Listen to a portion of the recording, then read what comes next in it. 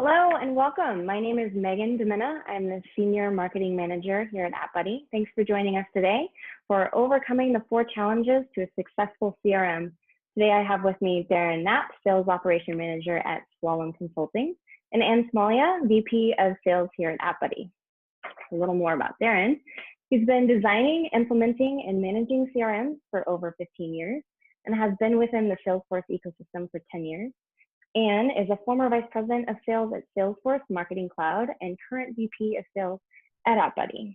If you're unfamiliar with AppBuddy, thanks for joining us today. We are a CRM application that allows you to easily engage with your data in a spreadsheet like you. All the data you need, just a few clicks away. So the recording of today's webinar will be available tomorrow afternoon on the AppBuddy YouTube channel. Don't worry, we'll also email you a link to the recording so you don't need to take hurried notes or screenshots, unless of course you want to. In that email, we'll also be including a checklist that will summarize today's discussion. So look out for that.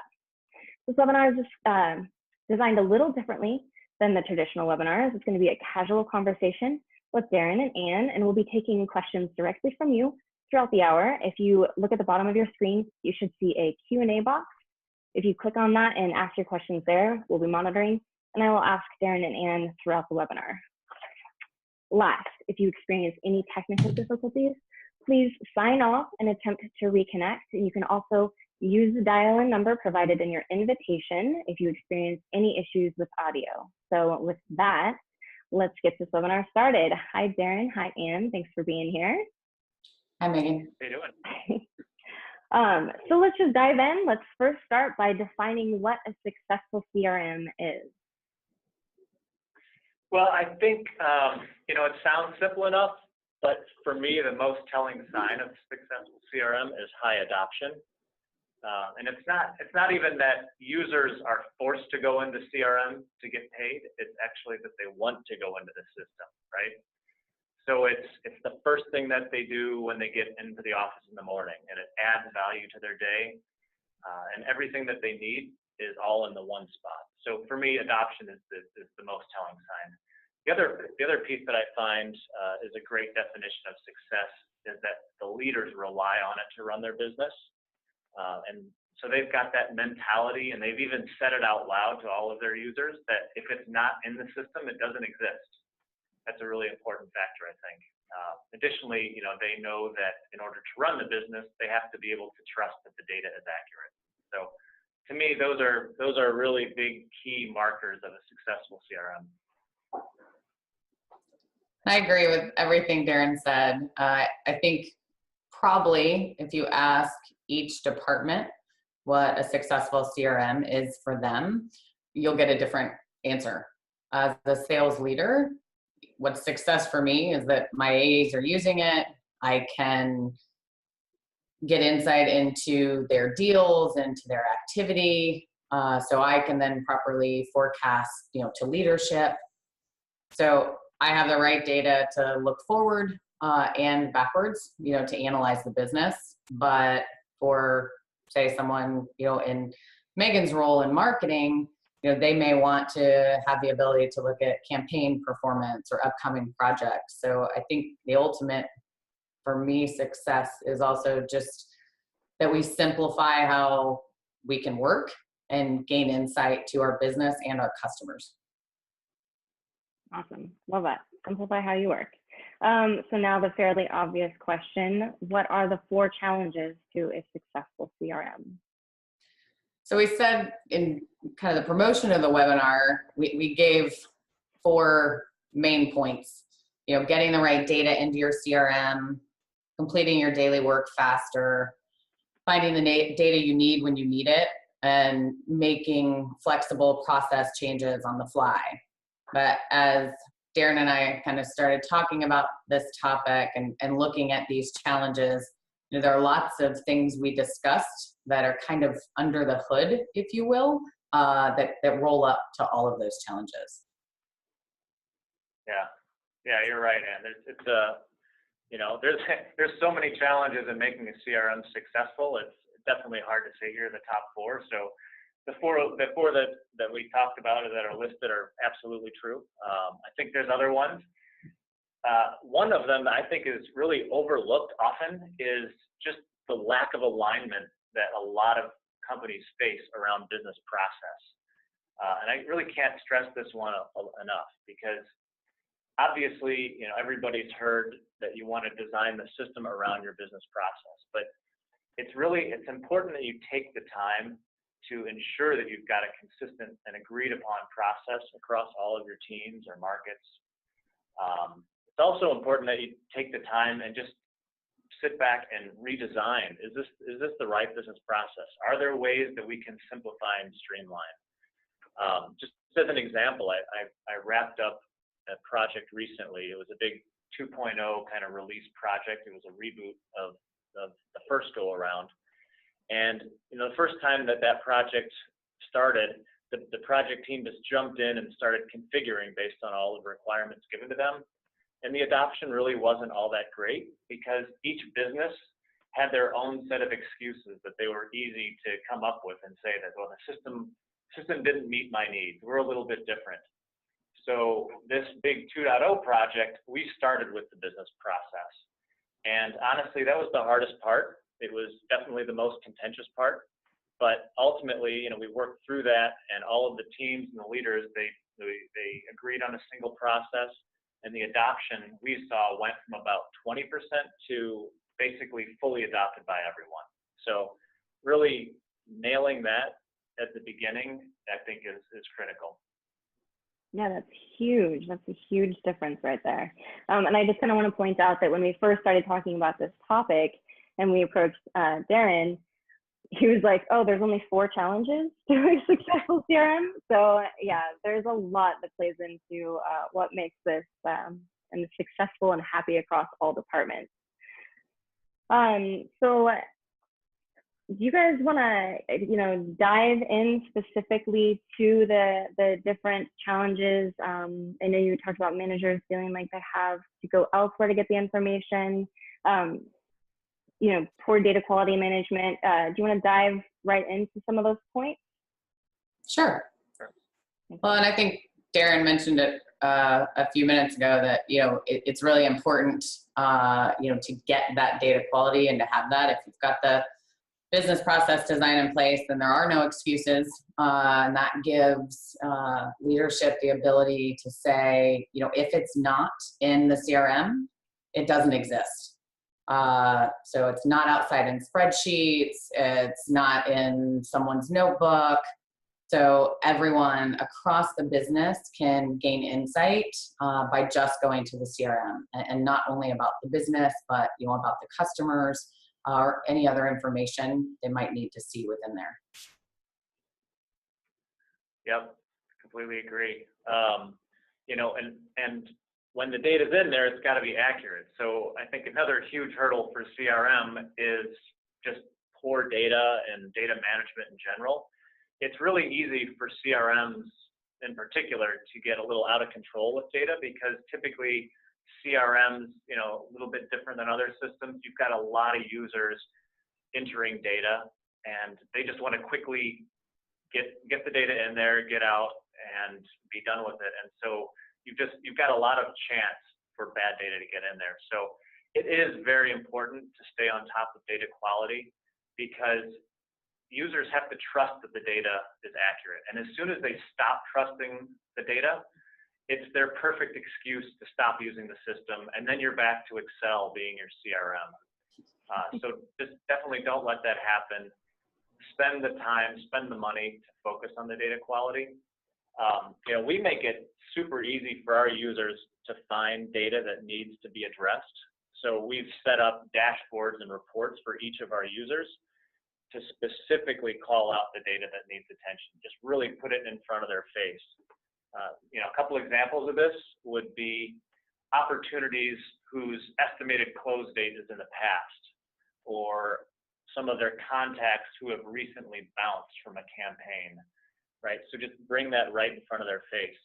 And then once you do call that to their attention, you've got to make it really easy for them to edit the data and to fix it.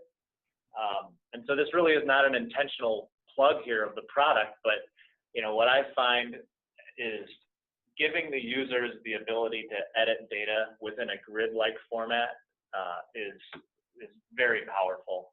Huge benefits of that compared to the standard, drill into a detail page and fix it. Because honestly, the easier that you make that data entry and fixing for the users, the more chance that you're going to have of actually getting them to do that. And just, it takes away any excuse that they have.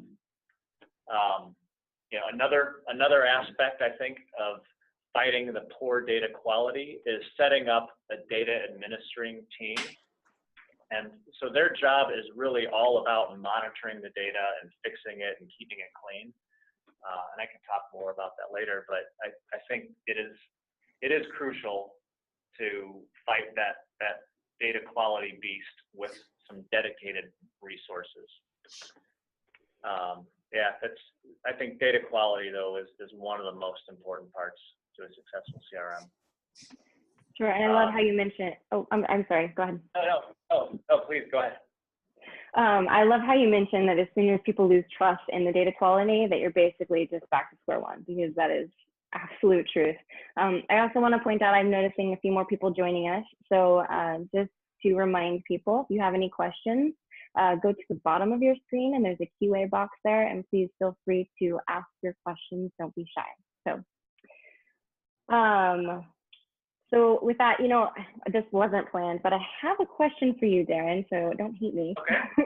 Sure. I would love to kind of know what the conversation was across all departments to get aligned on your business strategy for the CRM.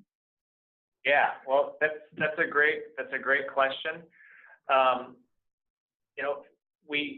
You have to identify the cross section of teams that really do provide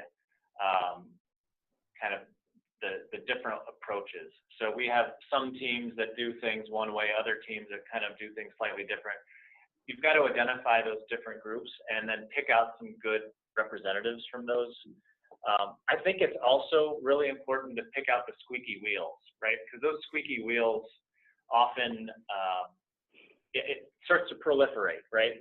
Other people hear them complain about things and they think, oh, maybe it's not so good. So I like to attack those squeaky wheels. I bring them in as well.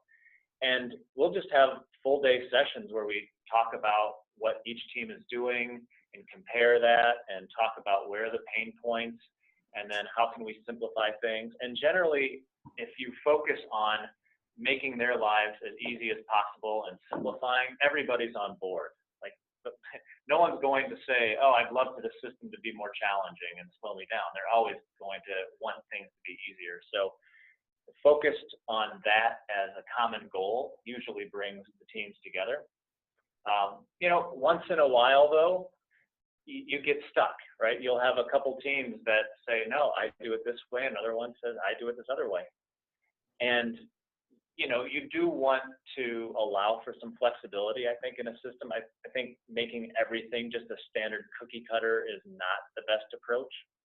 So you've got to have some flexibility in the process to allow people to do things the way they want to do. But at the end, if there really are sticking points and differences in teams, you're going to have to bring in some senior leaders. And sometimes just a little push from the top down is all you need to get it over the line. But I like to really start with the teams working and talking together, coming up with a solution that they can buy into. Because ultimately, if they buy into it, they're going to adopt it better than if it's just pushed down on them. Awesome, great. That was a wonderful answer. Much more detailed than I was expecting. So that was great. Sorry, and I can talk forever about CRMs. I get into longer than I wanted to, longer than I ever thought I would be. So I have a lot of passion around the topic. No, it's exactly where we want you here. This is great. We have a few questions coming in from the audience, so I'm going to go ahead and ask this. Does Scott Barrett asks, does CRM really support customer success properly, or should companies look into two different solutions, i.e. one to support sales and one to support customer success?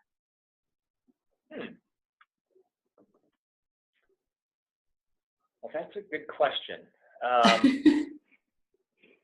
It's actually reminding me of a big push and program that we're working on now, and we call it Customer Love.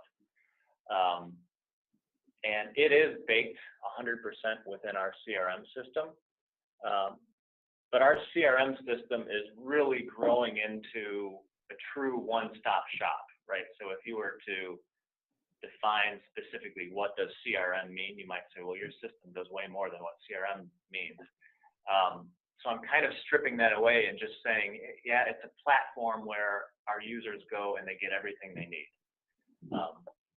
So I generally would lean in the direction now of, yes, it should be all encompassing. I agree, Darren. I think if it's not all in one place, you know, when you talk about customer success, you know, that's once generally you've brought a customer on board. If you keep that separate from, you know, how they came to you in the first place and all of the information and data that you know about them and the experience that they had before they became your customer, I think you missed something in the translation. So if it's in one place, and I think that, you know, data exchange and that 360-degree view of your customer is much more accurate.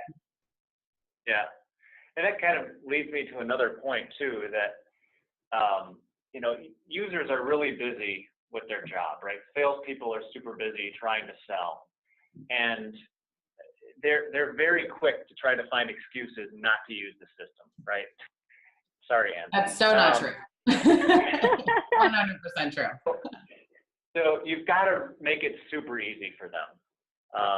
You know, make the data entry as easy as possible. I know there's a HubSpot study that said that 32% of sales reps will spend over an hour every day just doing data entry. That's crazy, you know. So make it super easy. Take that burden away from them. I'm a huge advocate of simplifying pages as much as possible. Really be skeptical that every field that you need, that you think you need, you actually do need. So pages can get so cluttered, and really just simplify those. Add as much automation as you possibly can to take as many clicks and steps out of that people's hands. And you know, I've said this many times to projects that I've been on. Be careful. Don't let the system become just some glorified data entry tool for management reporting. It's so easy to hear the management and the leaders talk about the pipeline that they want and all this. And it just becomes, okay, well, what data do we need to do in order to fulfill these reporting hopes and dreams? And if that's all you're really going for, you're going to have a hard time getting what I would say is true adoption. So, yeah, I'd be cautious to that one. There was a study I read a while ago, and it was interesting. I wish I could remember the exact article, but it basically said that users need to feel about 6 times as much benefit out of the system as what they're putting into the system. That's a huge disproportionate ratio, but it shows you that just kind of psychologically, there's a big difference. I've got to really be feeling like this tool benefits me before I'm kind of investing into it. So Scott has a follow-up question. Thank you both. That was great. So he says, I agree with trying to use one system to support the client-facing organizations, but then who owns the data and the related maintenance, sales managers or client success managers? Fantastic question. And probably an ongoing question for every organization. You know, internally, we have those conversations a lot, who owns what. We do have kind of a customer success area within our CRM and, you know, the sales. There still always is the question, but, you know, what we spend a lot of time working on is how can we both have responsibilities, even potentially for, you know, the same or similar data, but that we're not duplicating efforts, right? So what things that sales is entering, maybe in a pre-sales scenario, that's really important for customer success to see, that just automatically flows into the information for customer success. So I think with that, what's really important is that you have a really good process around it and that you've defined it well, but that, as things change, that you're willing to be flexible and to change that process, whether it's just change who owns it on one side or even change the process within your CRM so it's working better for both teams, because ultimately that's going to be better for the customer. Yeah, I agree with you, Anne. The word I heard you say many times there was process, and that's what comes to my mind as well.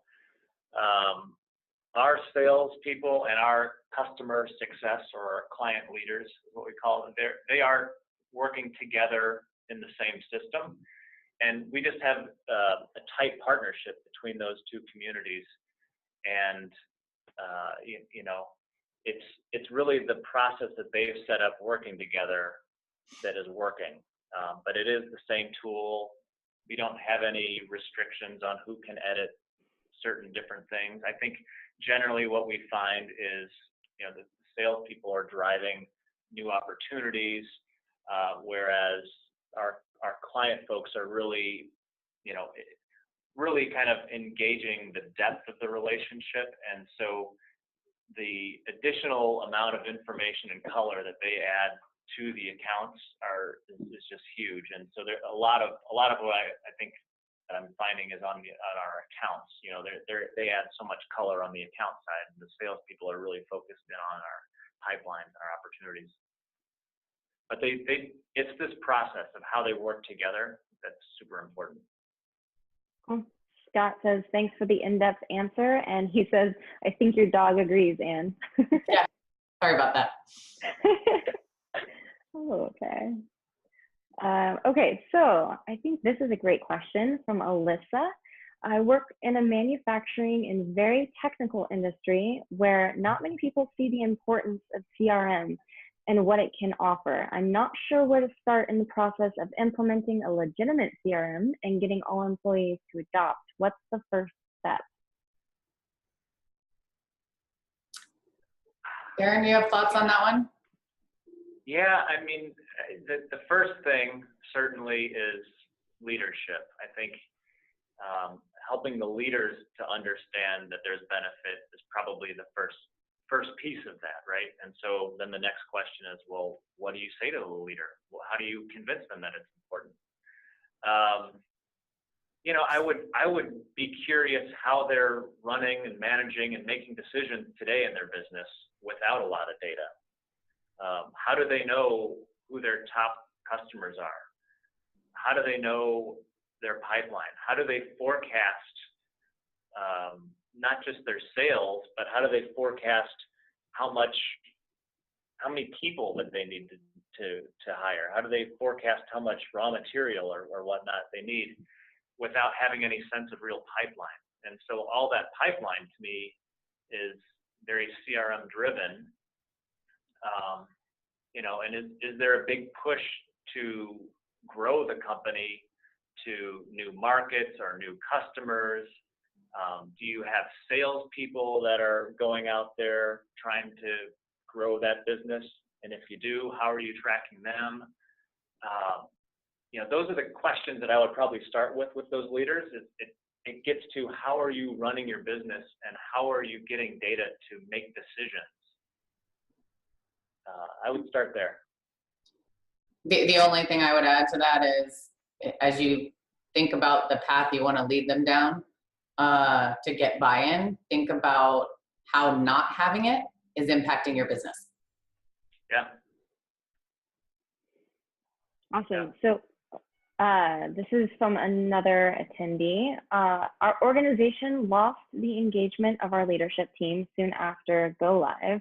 I'm a firm believer that CRM relies on top-down engagement for adoption and engagement success. So how would you recommend re-engaging that leader group? It's kind of a similar question. Yeah, it is very similar, I think. And I think Darren said it, I think I've said it, that without top-down leadership, there won't be any buy-in. If there's not someone at the top saying, if it's not in the CRM, it doesn't exist, then people will start going back to, the things they were doing before, because they were easy, right? Nobody wants to change just for the sake of change. They want to change because it benefits them or it benefits the organization. So I would really go back to, taking a step back and thinking about how is them not using it impacting not just maybe their department or the overall business, but, your department and the departments that are rolling up to them. And it may only take looking at what they spent on the CRM and not using it to get an initial buy-in for, hey, we've spent a lot of money here. But then thinking at the end, how is not using it impacting your customer base? Because I feel like that resonates a lot, especially with leadership. If you're looking to grow your business, the most important thing is your customer. If you don't have insight into your customer, it's a challenge long-term. Yeah, I'd be really curious why those leaders walked away and how they lost faith. Like, there has to be some reason. There has to be some root of their problem. Was it data quality? Was it just not providing them the insights to help them run their business? I'd really start to poke around at the why and try to address those. But then, just like Anne said, how are they running their business without it? And I would assume that maybe they're just looking at financials that are coming in. But if that's all you focus on, it's very backwards looking. It's very over your shoulder and only seeing what happened, rather than looking forward and trying to predict and react and make business decisions based on the future. Huge difference there. Yeah, proactive versus reactive, definitely. Yep. So because the two questions were kind of similar, I'm wondering if either of you have insight into how long this process usually takes to really set up the CRM and get people like adopting into the system. Like, when can you start to see the success of a CRM? Yeah, that's a hard one to answer. Let me answer with this. One of the most important pieces, I probably said one of the most important pieces on everything, because everything is important. How about this? It's a part that doesn't get the attention that it probably deserves. It's around change management and training, right? It's super important. That has to be done all along the way. So if you have not started your project, or maybe you're in the middle of your project work, you haven't launched, now is a perfect time to start doing the change management training. If your project is already done and you're kind of fighting that uphill battle of improving your adoption, then it's going to be a little bit harder. But again, just focus on change management, focus on retraining, focus on doing some process redesign, and it could take a while. So let me give you an example. I witnessed two projects. It's kind of funny. They were happening right about the same time. They were kind of doing the same thing or similar things. One of the projects went live. They launched a training guide, like a document. They had a high-level webinar that they produced, and that was about it. The other project literally had a change management stream along with the project work, right? And so through that, they produced several communications sent prior to launch, maybe every month or every few weeks. And it was drumming up excitement. It talked about the old system versus the new system. They produced little short videos and posted those, and they had a couple of video messages from senior leaders. And that showed their buy-in and support, but it also just kind of continued this drumming up of excitement. And then they also spent a lot of money doing in-person training. And so those two projects going on about the same time, launched similar times. One of them easily was 4 times more adopted than the other. You can guess which one. So all of this really is just to say that don't overlook the change management and training step. So how long does it take to answer your question directly? It totally depends. If you're in a project, I would say start as soon as possible and just do a continual small launch in communication. If it's after, you're gonna have to pick away at it, and hopefully after a few months, you'll start to see some improvement on adoption. Awesome. I think that goes back to what you said in the beginning too, that you have to show them 6 times the value that they're going to get out of it, using the CRM, and that's just setting up the process the right way, getting them excited about old versus new. I think that's awesome. So we have another question. Anne, did you want to add before we moved on? Oh, go ahead. Okay. So Scott again says, if a software sales company struggles in 4 systems, ERP is a mess, CRM is missing, customer technical support system is in disarray, and the development knowledge database doesn't exist, what order do you think makes sense, assuming we can only tackle one strategic initiative at a time? Oh. That's tough. I think she said CRM doesn't exist, ERP is a mess. I think you have to look at which one impacts the business the most, knowing all of them do, but which one, if you fix it first, will strengthen the business the most, and then how do you make all of the other systems then work within that. But I think all of it, and Darren, I'll maybe let you expand on this or tell me that you think I'm crazy, but Darren talked about having earlier, one of the key things was really having a good framework, process, design in place to start. So I think you may have to go back to the drawing board, look at everything and how it works together, and then just start with one piece at a time. Yeah, I agree with you. I was in my mind thinking about if one of them was not there, just completely gone, which one would make the business just stop? Like if you had to only have one thing to keep the business going, what would it be? Or if one of those 4 things was missing, what would make everything come to a grinding halt? I'd probably start with that one. I think that's pretty good advice. So we talked a lot about flexibility and how you can stay on top of these changes that need to happen in real time. Do you guys want to dive into a little bit about being responsive to changes and how that process is usually set up? Yeah, I can definitely talk about flexibility. In my mind, when I think about being flexible, I think about 2 things, right? Number one, the technology has to be there. It has to be a good platform that allows you to be nimble and flexible to change. I'm not really going to focus on that too much. I've been involved in many different platforms.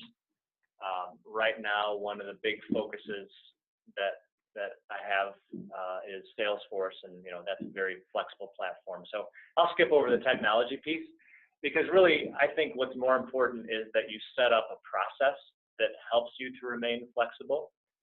And so I'll focus a little bit more on the process flexibility. And I think that it's really important to prove to the users, really through your actions, that the system will continually evolve, right? That you are always investing in the system. It builds trust with the users.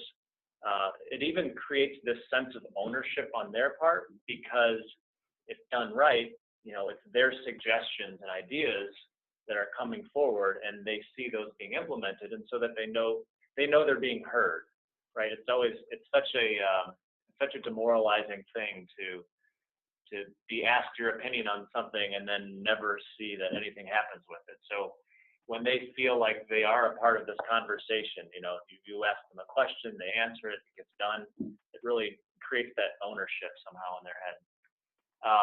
But it also, that evolution of your system ensures that leaders remain 100% committed to running their business from the system, even when the business changes quickly on them. If you can react quickly, they'll stay in the system. So yeah, it's super important to have that flexible process. I think it starts with a good process on how to gather new ideas and requirements from users. So, you know, if you're familiar with the Salesforce ecosystem, they've got this whole ideas center. You know, that's one cool way. But whatever it is, you know, after you gather these ideas, you've got to communicate with your users. You've got to be really transparent about what's going on, what's being worked on, when will it be released, because that communication, again, it creates that trust factor. I also highly recommend setting up an advisory group. We've got one. It includes a cross-section of the different types of users. And again, like I said, I like to pick squeaky wheels. So not only do I have my really great users that I know are going to come at me with great ideas, but it includes the people that I know are sometimes the harder customers to please, because generally if I can get them on board, good things will happen. But I'll run my new ideas against them. They bring their own ideas, but I actually will have them help prioritize the new features. So for me, having that advisory group is really important. Then, you know, the other part about being flexible is just how you actually start to work the changes through your system, right? Who makes the change? When does it get implemented? And probably I'm going to sidestep that conversation because every organization is different how it operates internally. You know, some teams have an internal IT group, some people have more of a business group to do things. So that one totally depends. But if you do have multiple teams, just focus on a good partnership with the teams. That helps. Awesome. So we have a question that kind of piggybacks on that. Anne, do you want to add something before we ask the question for you? Okay. So is there a golden standard for the time frame that ideas get developed and implemented? Another time question. Golden standard. Yeah, probably no golden standard. I will say this though, right? Some ideas that come at you are super easy and some of them are more challenging. I think that when you can show that you can react quickly to some easy things, it just, you know, that quick response, even if they're easy, is a quick win. And the longer things will take longer, but just be super transparent. We literally have a roadmap that's posted out there. We have our backlog of items and ideas that have come in. We say specifically, this one is in development. This one is under consideration. This one is likely not going to be implemented. And then we give reasons why. And then we give some estimated timeframes of when people can expect those items as well. So I think that transparency helps sidestep some of the golden rule about how long you should react.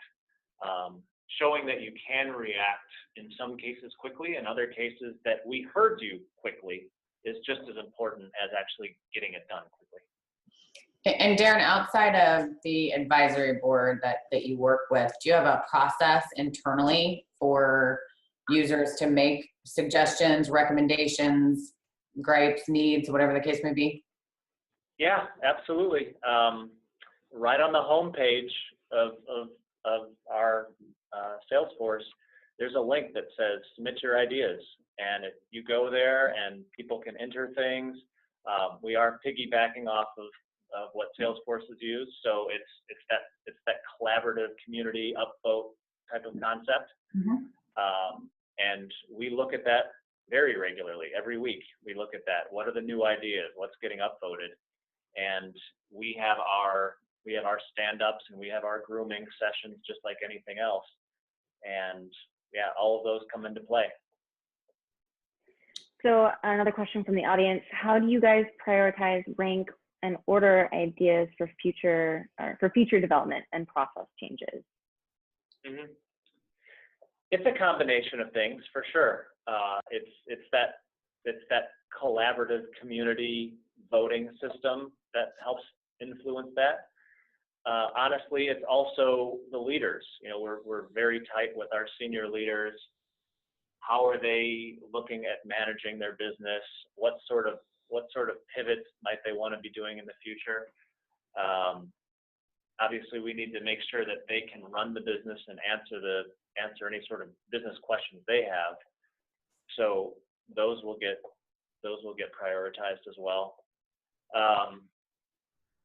You know, generally speaking, and maybe this is way too much information or detail, but generally speaking, we do lay out a couple times a year a roadmap of the big themes that we're trying to accomplish, and we get a ton of ideas, and when they fit within the big themes that we're trying to accomplish on our roadmap, it's a lot easier to slot those in. If it's a completely new idea that's outside one of those themes, we can evaluate that, but that might take a little bit of time to start to shift a bigger roadmap item like that. Cool. And then Randy is asking, do you use surveys or any other data gathering to make these changes? We do, yeah. We have we've done a survey in the past. We haven't done it regularly. We've done it once, maybe twice. We've talked about doing it annually. But honestly, we're trying to encourage a more frequent dialogue with our users than just a survey, than just like an annual or twice a year survey. We really want that engagement to be much more constant than that. So we've got this ideas that can always do that. We've got chatter groups set up. We communicate through those. So it's, you know, I'd say the reason why we've shied away from the survey is we just want it to be much more regular than that. Great. So you mentioned advisory group. How often do you guys meet? That advisory group, it started out weekly, and then it went to every other week, and then now it's at monthly. So I think that's just a natural evolution. So right after we went live, a lot of ideas coming in, a lot of suggestions, and we did want to react very quickly. So that every week cadence felt good. As we started to pick away at the highest priority items and, you know, the most frequent requests, we just slimmed it down. So now we're at once a month, and that feels about right. Great. So of all the challenges that we've been going over today, what do you think is the most critical one to address first?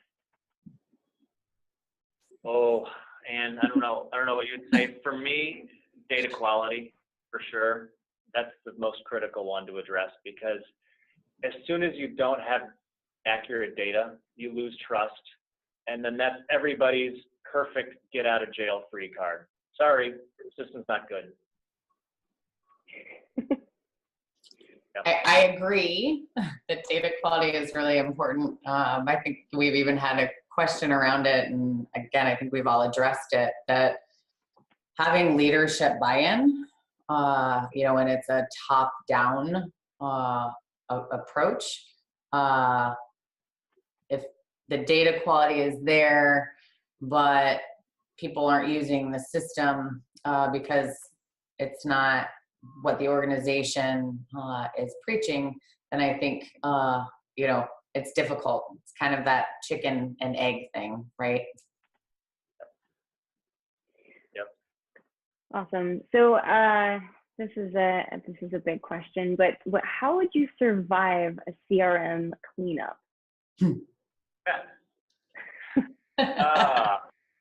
Well, I would say it's like that saying, right? How do you eat an elephant? One bite at a time. I don't know. I don't think there's too much magic here. Just don't get overwhelmed with the project. They can be big and they can be scary. What we've done in the past, super helpful, is create a backlog specifically of everything that you want to clean up, all the tasks, and prioritize those, and just start picking away at the list. You know, I would suggest starting with the data that leaders spot easily, right? So it's how are they running their business? How are they segmenting things? Make sure that those pieces are accurate and complete. Again, to Anne's point, just ensuring that the leaders are 100% in. Check out all of your reports and your dashboards. How are they grouping data? It's probably important to make sure those grouping points are cleaned up. But once you do clean up whatever aspect it is that you've tackled, stay on top of it and monitor that specific piece. Because I'll tell you, it is so much easier to maintain clean data than it is to let it get out of control and have to completely redo it again. Yeah, and I guess, for a larger efforts, if things are just so bad, then you may have to form a true project around it and tackle it more like a project. But otherwise, I'd say take a breath, don't get overwhelmed, prioritize a list, and just chip away at it. Awesome. So what are the most typical roadblocks in managing a successful CRM that you run into, and then how do you overcome those roadblocks?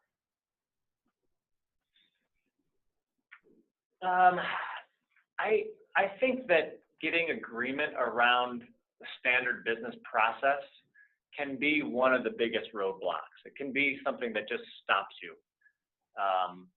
When you have those teams that are just completely at odds with how they get things done, yeah, that can be very challenging.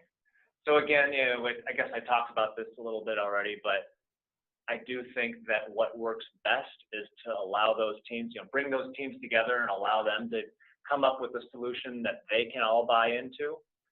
You're just more likely going to get adherence to that if it's from them.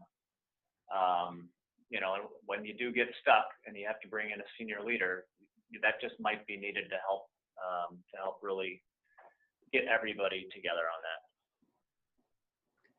Well, I think Darren addressed this earlier, but having a really good change management process, nobody likes change. Everybody needs the education for, how to use the CRM, and if something changes in the CRM, for instance, if you're, a Salesforce user right now and you're going from Classic to Lightning, it's the same but so different, right? And that change for people is definitely a roadblock for sure, if not managed properly. Yeah. Awesome. So then how often do you readdress your processes? Well, I think you should always be looking to simplify and streamline your process, just make it easy for people. But at a minimum, I think you can carve out time every 6 months and take another peek at it. I think there are a few telltale signs, though, that it's time to look at your process. Anytime there's a big org restructure at your company, I think that's a time where you can take a look at it. When you start to hear complaints from users about things taking a long time or too many clicks or something like that, I think that's another sign. Or certainly if you start to hear that people are doing things outside of the system, right? They've got their own spreadsheet to do something to supplement the system because it doesn't do something. I'd say that's another good time to take a look at it. So, when you see those 3 things happening, probably a sign. Yeah. And then, the monthly meetings with your advisory board, I'm sure that helps to kind of stay ahead of those issues too, right? Absolutely. Yeah, just make sure that the business folks are just really feeling ownership more than anything. And that'll go a long way. Yeah. So any tips to how they can feel ownership aside from the advisory group?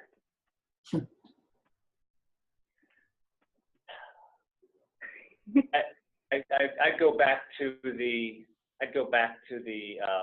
flexibility and kind of that open kimono transparency thing, right? ask for their ideas, but then actually show that you hear them and that you're responding to them. Yeah. Awesome. All right, well, we are just kind of out of time here, but do you guys want to add anything in the last few minutes that we have? I think the only, we've talked about a lot of challenges today, right? Lots of different things, and some maybe challenges in some organizations and some in others. But I think you have to be paying attention to all of them and the potential challenges, because if you aren't, then ultimately what that's going to lead to is low adoption rate. I believe we have some statistics show that less than 40% of businesses have an adoption rate over 90%. It's a large investment for an organization to make in the CRM. So, really paying attention to these challenges, whether it's having an advisory board, giving people a venue to communicate, simplifying their work so they can get their data in better, thinking about all of these things that ultimately are going to impact your adoption. Yeah, I agree. And just maybe to piggyback on the investment piece, it's a huge investment.